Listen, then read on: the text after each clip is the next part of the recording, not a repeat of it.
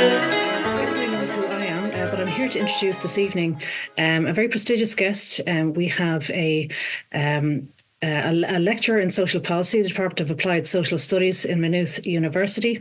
When he's not park running or running marathons, he's busy writing books, of which he has two. I should stand to be corrected on that now if I've missed one. He is a campaigner and he is the European Parliament elections candidate of the Social Democrats. Elections in June on 7th of June. Register to vote. I have with us tonight, and I'm delighted to introduce Rory Hearne. I'm just going to bring him up on screen. And Rory, if you're on mute, you can unmute now and join me. Thanks a million, Trassa. I'm delighted to be here. Good. Thanks for having me. And I'm delighted to have you. Our sound check is fine. We have a commenter who has come in to say the sound is all good. So we're laughing. Was the introduction okay, Rory? You're also a father of four. You studied in Trinity College, geography, economics and sociology. You're a very, very busy man. Give me the title of the two books to start. Title of the two books, there is actually three books written, would you believe? I know, from my hardship. The first one was in 2011, and it was on public-private partnerships, and it was around housing in schools and looking at the challenges that was bringing at the time. And then the second one was in 2020 called Housing Shock: How We Can Fix the Irish Housing Crisis. And then the third one was Gaffs, which people might be familiar with, Why No One Can Get a House and What We Can Do About It, which was 2021. If I remember rightly, or 2022. That was COVID time, so I really the dates are all merged. Yeah. Okay. Well, look, we're going to start on housing. We'll start in the comfort zone. We're comfortable as we go on, and then we'll all be friends by the end. For anybody who's watching us in the comments, I see Rita is here. Rita is our wonderful moderator. She is going to keep manners on me. I hope we're friends to start with. Pardon me? You said we'd be friends by the end. Well, we do have connections in common, although we've never spoken before today. So, I mean, that's a good place to start, I guess. We'll start on housing, Rory, because obviously that's where you have your key interest. You've been on media quite a lot. You're a very well known name. Housing remains the number one issue for Irish voters, and with a focus on addressing affordable housing solutions. My question for you is, what can you do about the Irish housing problem from the European Parliament? Yeah, that's a very good question, and I get asked it a lot. And it's interesting because there's a lot of people going, "Oh, we want you in the Dáil. We don't want to lose you to Europe in terms of housing," which is a very nice sentiment and nice comments to get. And people are wondering, why would you go to Europe if housing is your concern? And people are right that the key responsibility and people who can solve housing is the Irish government. But it is also true that housing increasingly is being influenced by what happens at Europe.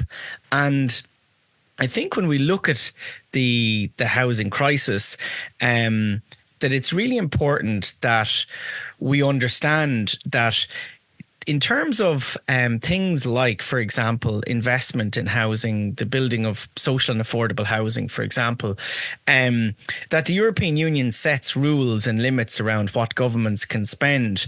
And so there is this thing called state aid rules. And listeners and viewers might be familiar, and they might have heard this along the line somewhere where, for example, the European Union has what it's called its internal market rules, which essentially influence or kind of strongly influence and regulate how much the state can be involved or how much private business can be involved. And housing is one of those areas actually where that question is open. And so at a European Union level, I think it's very important that we have people like myself who are completely 100% behind the expansion and the expanding of the delivery of social and affordable housing through the state, through local authorities. And why that's very important is because we still don't do enough of it. And while we've seen an increase at some level in social housing, the figures around affordable housing are quite dreadful. And really the housing crisis, as I've described it before, is a social catastrophe. And I actually went and have been, analysing the figures, and I'd say people might be interested to hear that the figures for Kildare are quite stark. There are 26,000 adults living with their parents in Kildare alone. 26,000. Wow. It's a shocking number. That's from the census 2022. And why that figure, to put it in context, last year in Kildare, there was only 89 affordable rental homes built and 19 affordable purchase. And when we look at it, we see, compare that to actually that level of need. And there is a really, this housing crisis is going to solve it, is going to require a massive state investment, unprecedented. And the European Union, as I've said, does have influence around, because at some points it might go, well, actually, that's too much state spending. And therefore, we need people in Europe who will continue to defend the ability of the Irish government to continually expand and invest in public housing. Okay. And that's why I think Europe is important. What do you say then when you look at, if you're doing housing policy from a European level and you're looking at those state aid rules, and I've come across those before in another sector, what is the transmission policy between Europe and Kildare County Council, for example, when you're talking about affordable homes being built? Like, how is that message actually delivered? I have to say, as a constituent, a European constituent like we all are, I find it very difficult to grasp the breadth of what Europe is doing and its relevance to daily life. And I do know what's going on with zoning in Selbridge, and I do know what's going on with residential densities, and I know what's going on with resources in KCC. So can you tell us what you think about how the policies that you're talking about and the influence that Europe has, that you're talking about, makes its way down to a young couple who are looking to get their foot on the ladder and need to access an affordable home from a local authority? Yeah, it's a really good question. And I think to start with, as I said earlier, that if you look at what the scale of housing need, and we look at, okay, we need to build affordable housing, we need to build social housing.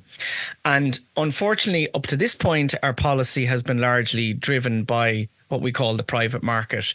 And the focus of policy has been on largely trying to incentivize the market and developers and investor funds. And we've seen that. There's a number of ways in which Europe, again, that policy can filter down. One of them is actually restricting the involvement of investor funds, institutional investors in housing. And you're probably familiar, and some of your viewers and listeners and watchers might be familiar as well, that the taking on the institutional investors, the vulture funds, has been one of the key things that I have been doing in recent years, really challenging the idea that this supply of, whether it's really high-end build to rent or it's the purchasing of bulk purchasing of housing, as we saw in Maynooth and we've seen in other parts in Kildare. And we need to understand that there are still buying properties in Kildare, institutional investors. And if we look at, for example, I went through the data for 2023, which is last year, and in Kildare, there was of total, there was 2,267 newly built homes in Kildare last year that were bought by somebody. 30% of those, so almost 1 in 3 of new builds built and bought in Kildare last year were bought by a non-household. 1 in 3 of all. So you're describing the problem, and you're right. It is a familiar problem. I'll just bring it back to my question. And bring it back to it. So at a European level, there's a role for the European Union to regulate what is called the capital markets, which are, and I understand you have expertise in this background, the flows, the financial flows that take place, the type of investment that takes place. And there is a role they can play in helping us to regulate and control what we would call speculative financial flows, these institutional investors, because the issue is, if Ireland does it alone, then they can go to other countries, or there can be this whole argument, well, if you do it and another country doesn't do it, it's similar to the issue around harmonization of tax.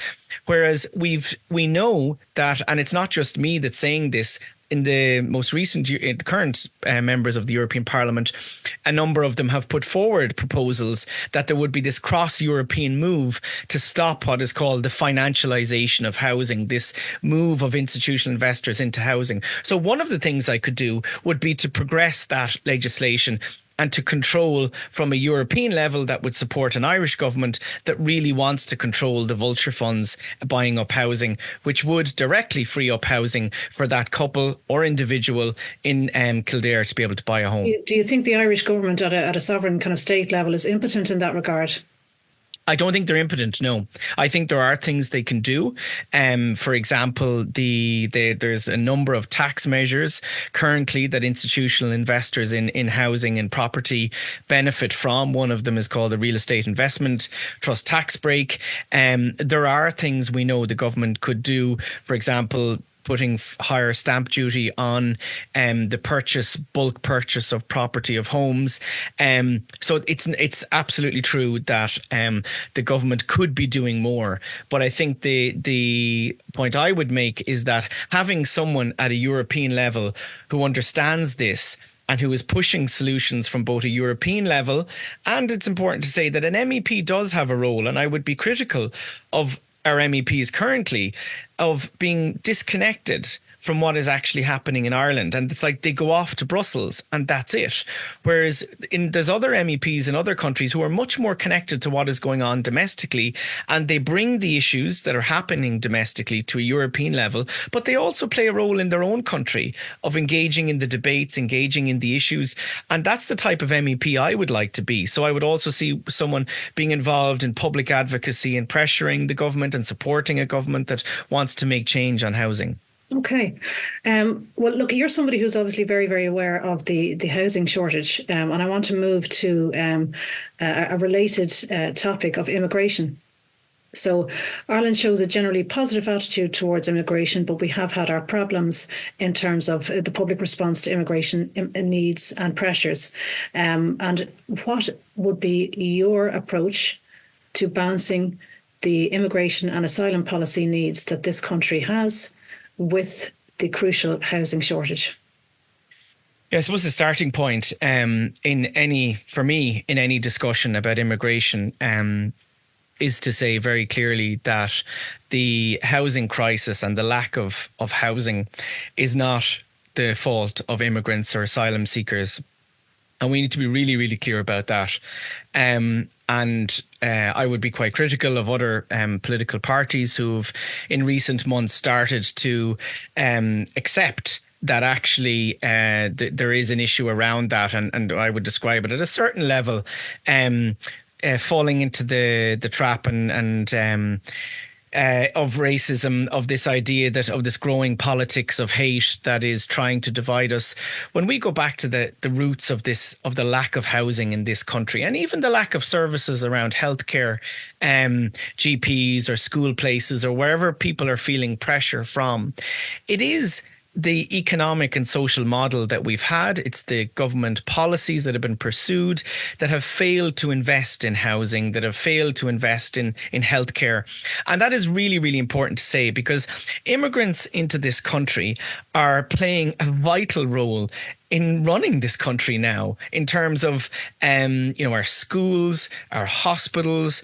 We are a country of both emigration and immigration, and this idea that there can somehow be this separation between us. And of course, it's important that we talk about what are our immigration rules and what is the regulations in place. But we have those, and they are in place. What we don't have is a proper support system for asylum seekers who are coming in here. And we've seen that in terms of the disgraceful situation where people are being given sleeping bags coming in and been told there's no housing, when we know, for example, there's a huge amount of derelict, and vacant offices and other large buildings, public buildings. What really upsets me is that we are a country that is at the moment one of the wealthiest in the world. Yet, people can't access housing. And rather than going, okay, how can we fix that? How can we solve that? We've seen this emergence in the last year or so of this blaming of immigrants and asylum seekers for the failure to address housing. If immigration was stopped tomorrow, we would still have a housing crisis. The housing crisis existed 10 years ago, before we've had this, rise in population and rise in immigration. There was homelessness. Just to come in there, what do you say to the person who is trying to bid on a house, and every time they put a bid on it, somebody puts in a higher bid, and they find themselves in that cycle, while you have people who are coming in for absolutely valid asylum reasons and immigration rising. Now, I know that the most recent figures have actually softened a little, if memory serves. What do you say to that couple who are chasing their tails trying to bid on a house, while we welcome and provide much needed sanctuary for asylum seekers who are also coming into the country, who seem to be housed more quickly? Or that's the sense. What do you say on it? Just brass, and it's a difficult point. It's a very sensitive point, but it is being heard. So I just want you to focus in on that specific case, because that's the sense of injustice that people are picking up on. Is it right or wrong? People are feeling that injustice and unfairness, that but the direction of anger and frustration is in the wrong place. And I'll explain that asylum seekers don't compete with people trying to buy a home. Asylum seekers and the accommodation that's provided for them is very different forms of accommodation. And secondly, the issue of them not being able to buy a home is being caused by these global vulture funds and by government not building affordable housing. And blaming immigrants and asylum seekers, I'm not saying that, but where their heads are going and where they're hearing this stuff, the real issue is that all that does is take pressure off the actual causes of why there's a lack of housing. And that is the thing that frustrates me most, that in these conversations that are growing, people are going, it's immigrants to blame, it's asylum seekers to blame. And the government is sitting back, the landlords are sitting back, the vulture funds are sitting back, and they're laughing. Well, everybody fights with each other over it. The pressure is off. The real sources. To those couples, I say that what we need is to vote differently, is to take action, is to put pressure on our government and to vote differently for policies that will actually provide you affordable housing, which does come back to controlling vulture funds, controlling rents properly, and the building of social and affordable housing on a major scale. Okay. Well, look, you've addressed that question. Thank you, because it's not an easy one to ask either. You're always afraid of saying something, but thank you for answering it forthrightly. I want to come back to a more general European Union outlook. Again, Ireland has quite a positive outlook on the EU, but that sense of agreement with the EU and what it has been doing, it's not where it always was. That's the first point in Ireland. Something has changed.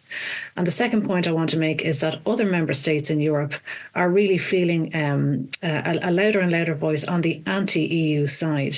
So Ireland is a little bit out on its own, obviously geographically, but obviously we also haven't got the full-throated effect of, they say the far right, but influences that are anti-Europe, whatever, political place they might come from. What do you say in response to Ireland getting slightly more EU, very slightly, we still generally positive, but very slightly EU sceptical over the last number of years? And do you think that that's got anything to do with the fact that we're in a post-COVID world, but the world of government has changed?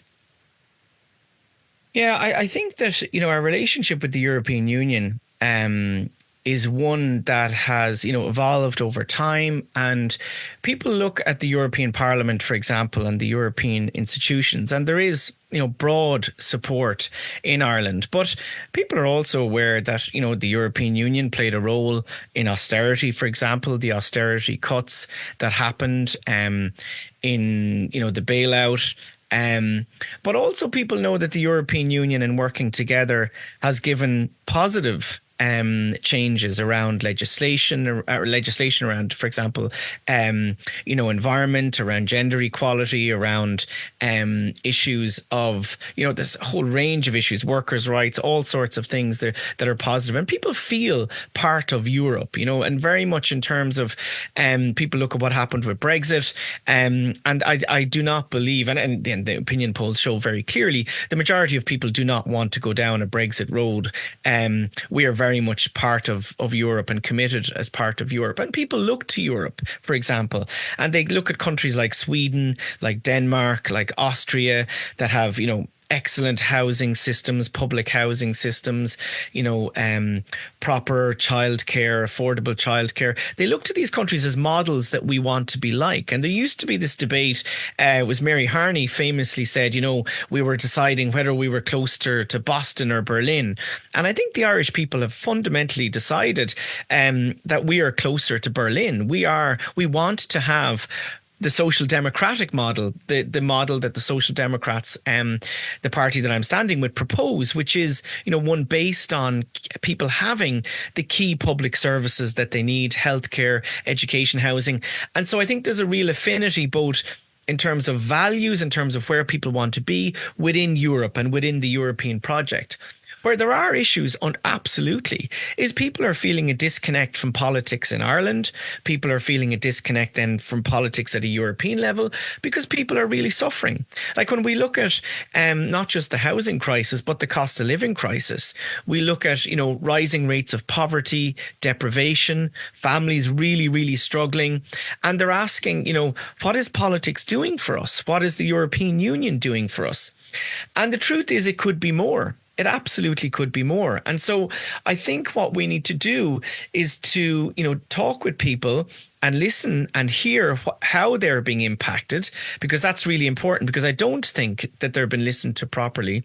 And I'm actually part of a European research project in my current role in Maynooth, which is looking specifically at public services around Europe and how citizens are being involved and marginalised groups are being involved in public services.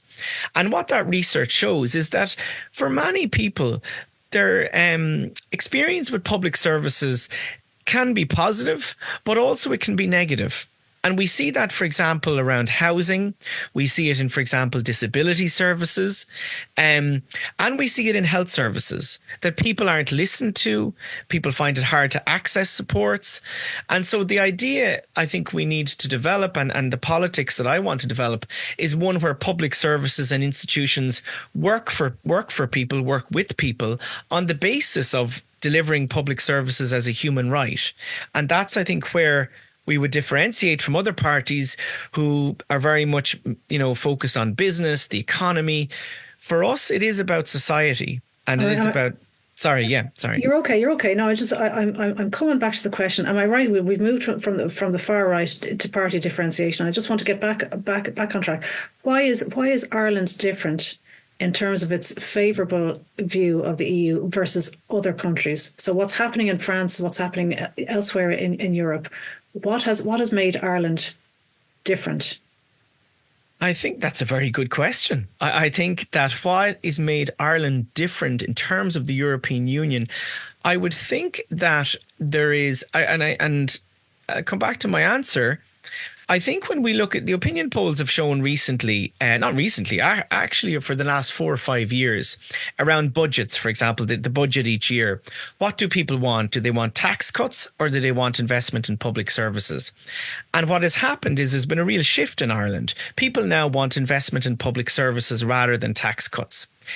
Across Europe, as I said, the majority of countries are broadly, underpinning them. And while there's movement in politics, they are broadly social democratic countries, particularly as I named them: Sweden, Denmark, Austria, places where people are going to. And I think that there's an affinity values wise with that. And I think Irish people now want a European type country where what they see in when they visit other European countries, transport systems that work. And I think there's a real connection with Europe culturally, an increasing cultural connection and political values connection. So that's why I think it has grown over time, particularly amongst younger people. But those younger people might have been in their late teens 15 years ago, or now in their 30s, 40s, and they feel very much part of Europe, and Europe is where they are. And I think culturally there's that connection, and that might explain it. I do think as well Brexit had an impact as well. Yes. People saw what happened with Brexit and said, we do not want that. Good point. Okay, thanks for answering. I want to move on a little bit to environmental policies and legislation. And this is a wide open question, but can you tell us a little bit, give us the bite-sized headline version about the nature restoration law, for example. Tell us where we are from a European level on nature, biodiversity and environmental causes. Because I have to say, it was a couple of months ago now, I clicked through on Facebook and I answered a survey from it was an EU-based survey. We'd like to hear your voice, etc. And I think it was 15 pages long with a number of multiple choice questions. It was worded clearly. It hadn't been regionalised. It hadn't been worded for an Irish audience. It was the most boring thing I'd ever filled out on the most important subject that I could possibly think of at that moment. So I do feel that Europe is a little bit disconnected with what's happening on the ground with biodiversity and with heritage protection, for example, is a subject I'm quite interested in. But talk to me about what Europe is doing and can do on sustainability, conservation, and talk to me about the nature restoration law and where you're on it. Yeah, so I think that you're absolutely right to say that disconnect, and there is a real issue of disconnect. And in part, that does come back to as well the role of the MEPs, our elected parliamentarians. And I think there is an issue around their connection back to Ireland and the communication of what's going on at Europe. And I think as well that does relate to who we have representing us and what their interests are, and that connects directly with the question of sustainability, of nature, because there's been this shift towards this idea that Europe is pushing this agenda of climate and regulations, and this is a bad thing. And we need to defend the Irish farmers, for example, against this Euro bureaucracy. And unfortunately, some of our MEPs, quite a number of our MEPs actually, voted against that nature restoration bill. The nature restoration bill, the idea behind it is, as you've said, to look at restoring essentially parts of our land back into forms of sustainable biodiversity, wildness, essentially. And why is that necessary?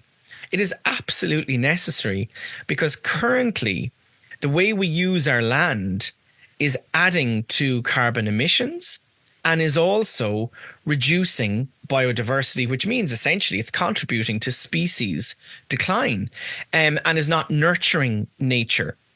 And so the European Union rightfully, and this was under this Green New Deal, which was really promoted in the last Parliament, it was developing this law around the requirement of areas like agriculture, but generally as well, that land use is to be looked at restoring nature, essentially, different ways that can be done.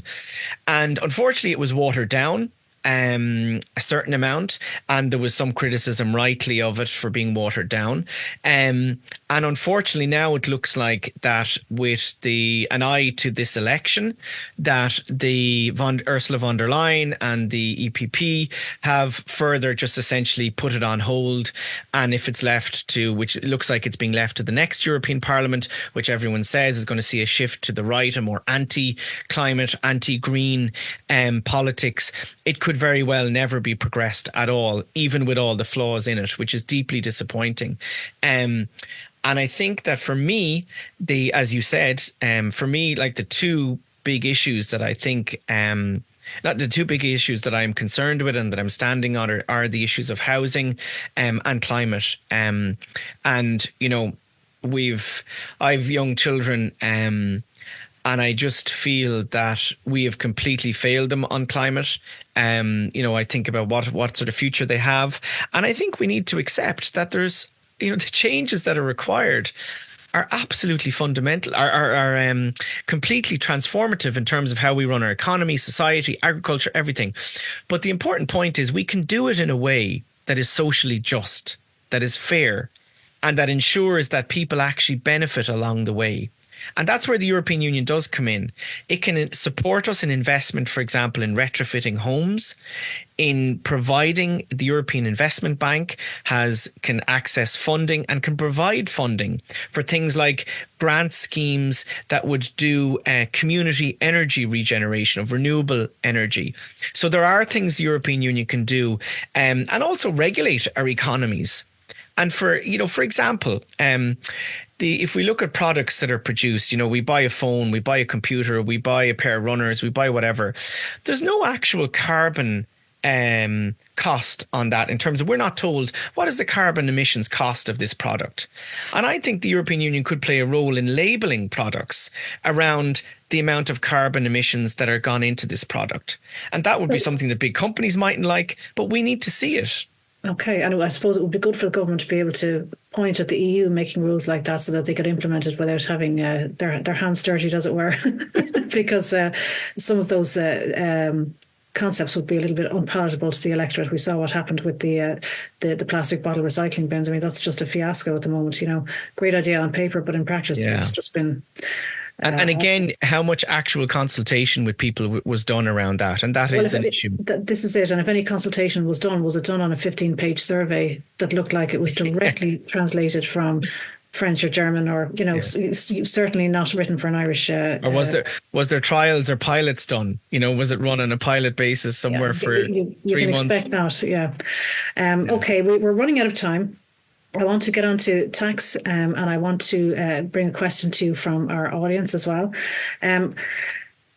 It's all very well and good. We've been talking about housing. We've touched on the cost of living. We didn't go there, but it's a theme underlying much of what we've spoken about. We've talked about asylum policies, immigration, and we've talked about what needs to happen for climate and climate justice.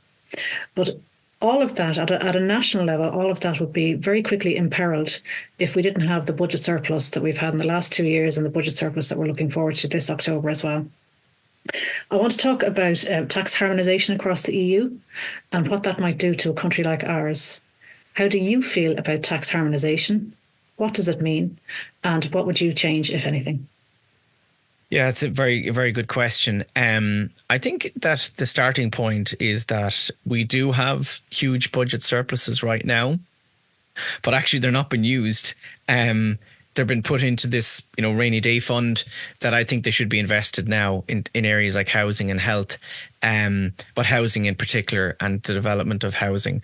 And in terms of tax harmonisation, I am supportive of tax harmonisation. We have tax harmonisation at an EU level now.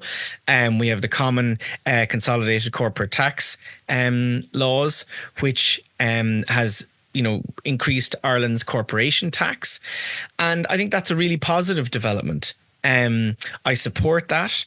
And I think what needs to be done now is to ensure that those regulations and rules are being followed, because we know that corporations, and we can look at them, for example, in the institutional investors, the corporate landlords, who are corporations and are paying very, very minimal tax. They're paying nothing like 15% on their taxes, on their profits. Yes, I understand. That's the example that's relevant to here. But just on the bigger picture, because from our tiny place in Salbridge, our little town, and Leixlip, obviously, hopefully there's some people here from Leixlip watching as well. The issue seems to be that if it's a case that the tax harmonisation comes in and is effective here, which it isn't really happening at the moment, because there are so many different rules and exceptions, and there's a profile of tax assessment that's different in every country. So you talked about the corporate tax rate. Give me that name again. The common consolidated corporate tax. Thank you. I would have tripped over that a million times. That could mean something different here than it might mean in Italy, for example. the two, because of its impact, because of its the way it's Yes. fit into the national Yeah. economy, the fiscal policies in that given country. What I'm getting at is, how are we going to cope if there is a major impact on the corporation tax rate, because we rely so much on foreign direct investment, we Yeah. rely Well, so much on yeah. multinationals. Yeah. How can we keep manners on it while keeping the very valuable, benefits to our society of having them here? Yeah.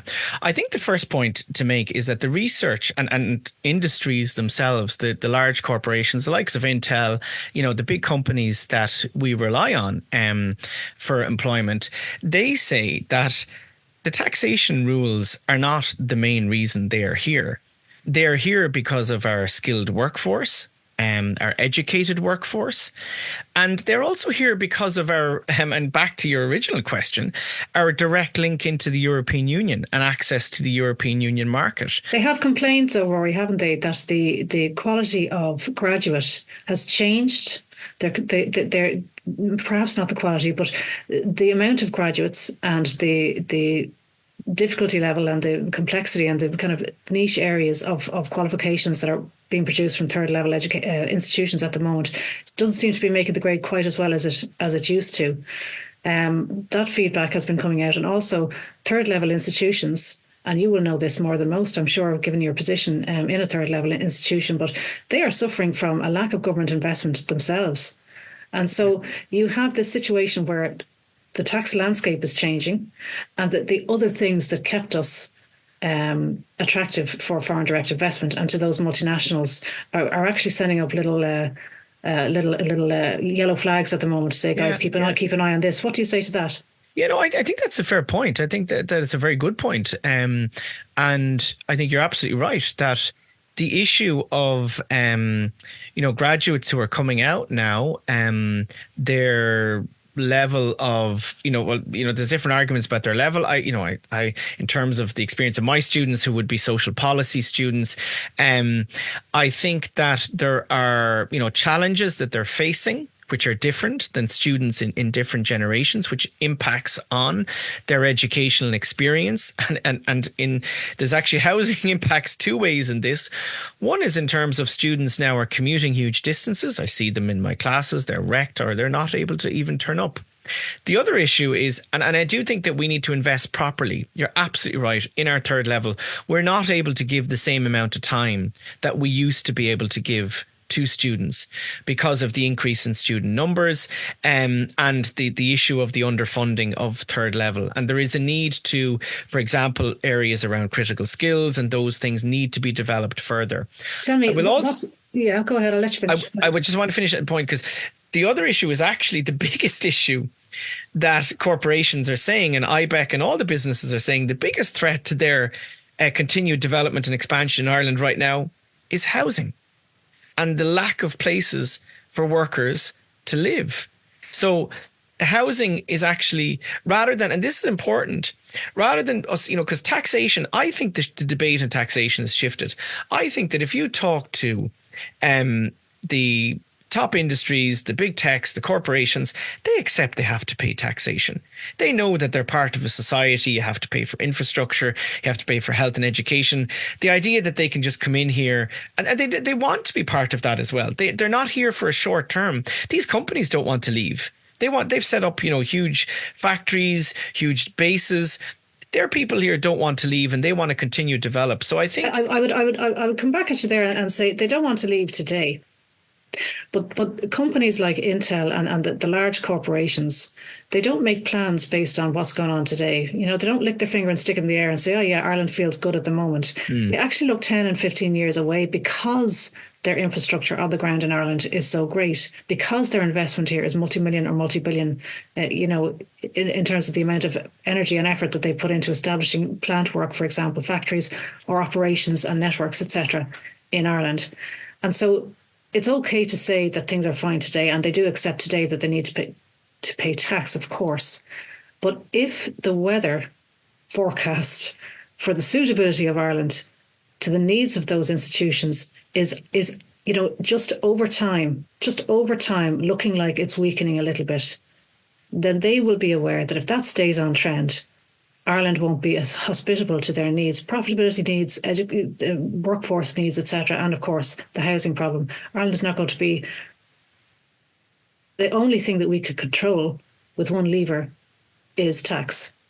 So, but my point, though, back to you, is that tax isn't the reason why they're going to leave. Tax is not the reason. That actually there's all these other reasons why they will leave. And ultimately, it does point to the much wider question of our huge dependence on them. And we need to develop, in my view, alternative industry, alternative forms of employment that aren't so heavily reliant on them. And if they are, potentially, because the other thing that can happen is a global financial crash again, or, there's not the same demand for their products. Taxation is actually not the thing that will cause them to close or leave. It is much wider factors, global economic factors, which does point to, I think, the fundamental point of, in some ways, what you raise in this is our huge dependence on them. And I think this has been a criticism of Irish economic policy, that we don't have this kind of indigenous kind of forms of employment, large scale employment.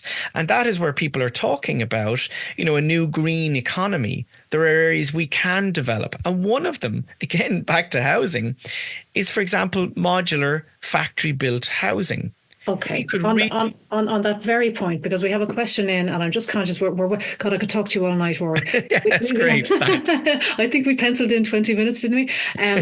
We have two questions, and they're both on a similar-ish theme. I'm going to read both of them out to you. This first one from Paul, and the other one from Mick. If you could address both of them, and then we'll go to wrap up. Paul has asked: should property rights be immutable, or should the state be able to compulsorily acquire unused housing or require downsizing for the greater good? Now, there's a series of yes/no questions in there, and I'm going to pin you on it. Should property rights be immutable? The first point is that currently, under our constitution, property rights can be limited in the interests of the common good and social justice. The right to private property in the constitution can be delimited by the interests of the common good and social justice. You can have a look in the constitution. And that is where the policies of compulsory purchase orders come from. So the fact that local authorities can do compulsory purchase orders comes from that. And another example of that is the 20% social and affordable housing rule in planning private developments. That policy was enabled, and it was challenged in the courts initially when it was brought in, but it was the High Court granted it legality on the basis that in the constitution private property can be limited. But yeah, there are issues, for example, around tenants' rights versus landlords' rights. Landlords and there is an issue I've argued that, and others, that we do need a right to housing in our constitution that would provide a clearer balance to that right to private property, and also give rights to people in homes, for example, tenants. Okay. Should the state be able to, and this is a yes or no, please, should the state be able to require downsizing for the greater good? I don't think they should be automatically able to require it, no.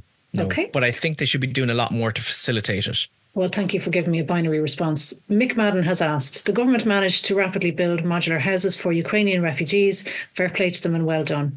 If you got into Europe, would you put pressure on the government to do this for the Irish, to take people out of hotels?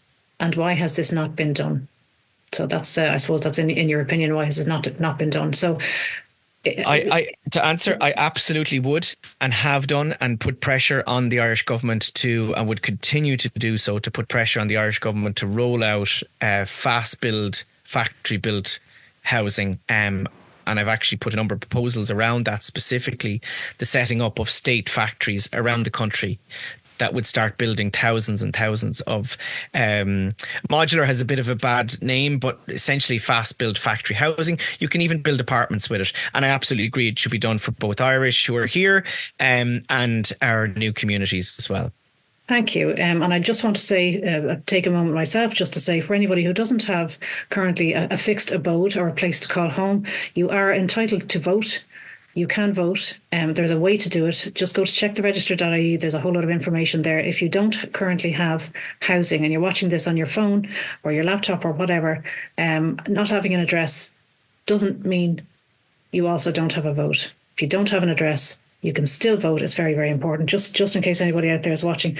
One comment that I saw during the week, to wrap up, Rory, was that something to the effect, and I won't name the commenter because it wasn't said in the context of this conversation, but Asher, they're only blooding him for a general election. I thought it was a particularly... I'm not a horse or a dog. Expression. Yeah, but it's one of those things they say, isn't it, about political candidates. What happens if you don't make it? Would you run in the general? Because you mentioned earlier on that someone had said, yeah, we want you in the Dáil, not in Europe. Why are you going to Europe? But what would you do in the event that you were looking down the barrel of a general election and free to be a candidate? I don't know, if straight up, I don't know. I haven't honestly thought about it. People have said it to me. And as I said to you, it's one of the things that people are expressing to me, which is making me think, but I haven't really given it serious consideration. This is the decision to stand for Europe was one that was made relatively recently in discussion with the Social Democrats, and it's all I have thought about in terms of elections, and this is the one. That's a fair answer. You're eyeing the prize for the moment, and I suppose that's where it should be. Rory Hearne, I want to tell you that I'm absolutely thrilled that we got to speak this evening. I can't say I'm surprised that we ran over, but I didn't think we'd run over quite this much. To everybody in the comments, thanks so much for your comments. Thanks for watching. Play it back and share the link with people and invite them in to have a little look. And with that, Rory, I'm going to give you 60 seconds to do an elevator pitch, and I will close at the end. So it's over to you. If anybody has lasted this long, fair play to you. That's my elevator pitch. You will have Thank some. you so much. People there. Yeah. Thank you, Tressa, for chatting. I really enjoyed it. I really thought it was very interesting, engaging, and for all those who did stay for this far, fair play. And I hope that I've convinced you that I'm someone who is very genuine about real change, and for putting a society and the environment first. And hopefully you will give me your number one in June 7th for the MEP for Midlands North West. Thank you. Well, you said it best yourself. Thanks so much, Rory, and thanks everybody for watching, and see you on the next live. Take care.